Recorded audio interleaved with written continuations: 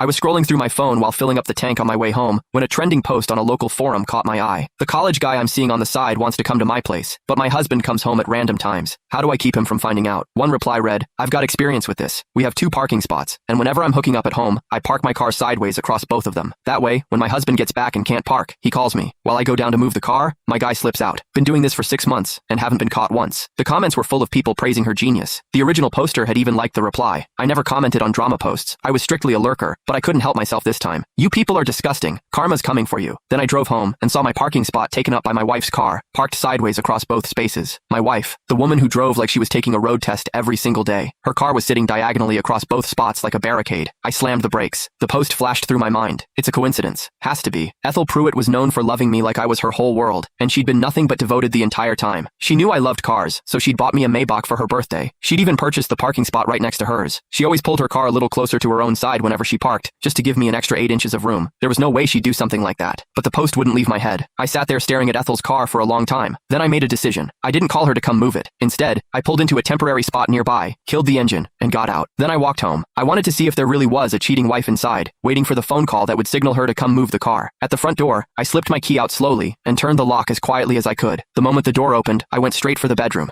The door was half open. Through the gap, I could see the room was empty. I turned to the guest bedroom, pushed the door open. No one. Every room was silent. Not a soul. Where was Ethel? Just as the question formed in my mind, the kitchen door swung open. Ethel stepped out wearing an apron, carrying a plate of food. She spotted me and froze, surprised. Honey, you're home so early today? She set the plate down on the dining table and gave me a warm smile. I glanced past her into the kitchen. Chopped vegetables were lined up on the cutting board. A pot of pork tripe and lotus seed soup, my favorite, was simmering on the stove. She'd clearly been in there for a while. The tension drained out of me. I managed a small smile. Nothing going on at the office today, so I left early. Ethel nodded. Go rest for a bit then. Let me finish the last 2 dishes and dinner will be ready. She turned and headed back into the kitchen. I watched her bustle around, her back to me, and the question slipped out before I could stop it. Why'd you park your car sideways across my spot today? Ethel glanced back at me, looking a little sheepish. Oh, I was worried you'd come home hungry, so I rushed up to cook for you. Didn't bother parking properly, just pulled in sideways and ran upstairs. Ethel's demeanor was perfectly natural, not a single word out of place. After all, every day when I came home from work, a hot meal was waiting for me on the table. Ethel was a surgical doctor. Her workload was enormous, yet no matter how busy she got, she always found time to come home and cook for me. Sometimes I told her to take a break, to stop pushing herself so hard, but she always said the same thing. She went back to the stove. Before long, dinner was ready. 4 dishes and a soup, every single one, my favorite. Ethel served me a bowl of rice and was just about to sit down and eat with me when her phone rang. She picked up, and her brow furrowed instantly. Okay, I'm on my way. She hung up, yanked off her apron, and turned to me with urgency written across her face. Honey, there's an emergency patient at the hospital. I'm the only one who can operate. I have to go. She grabbed her car keys, pressed a soft kiss to my forehead, and hurried out the door. The moment it closed, the apartment fell silent. I sat at the dining table, staring at the spread of food in front of me. I had no appetite.